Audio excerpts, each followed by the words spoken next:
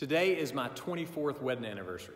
That means that 24 years ago today, my wife was thinking, man, how in the world did I snag this handsome guy?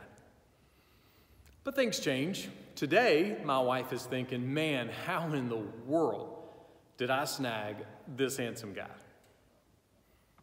I think there's an echo in this room. Well, one of the most important things in your life today, 24 years ago, was just a few weeks old. And before this one important thing, nobody could find a recipe, nobody could find directions, nobody could find phone numbers, nobody could find anything out about world history, nobody could find out the batting average from 1937 for Twinkle Toes Selkirk. Yeah, I'm talking about Google. Yeah, in March 1996, the first version of Google appeared. Now, I gotta be honest, I'm all about some Google. It helps me so much. Really, any search engine helps me. But you know, it's kind of a funny question. What did people do before Google? I mean, what did we do? Well, I did some research, and it's really kind of amazing. Before Google, people actually did everything, like everything. They went to work, they went to school, they looked up phone numbers, they called people, they baked cakes, they wrote essays on world history. They got a baseball almanac out to look up Twinkle Toes' 1937 average. In other words, people still lived. They still lived. I saw some interesting advice this morning on how to navigate a relationship in the middle of a pandemic.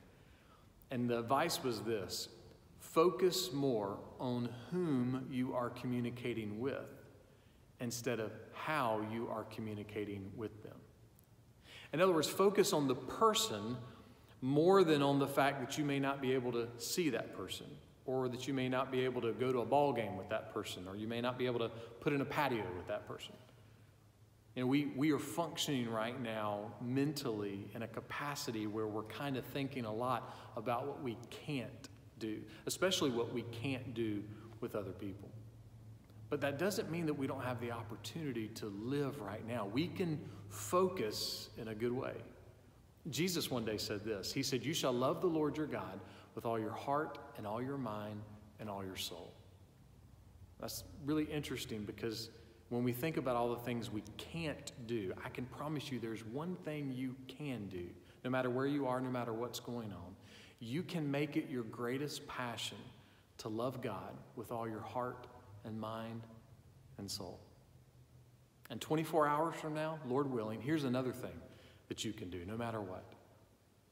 You can make it your greatest passion to love the Lord your God with all your heart and soul and mind.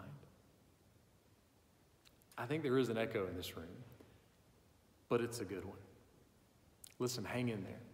Be wise. Be kind. Focus on loving God. And may the grace and the peace of Jesus be with you. Take care.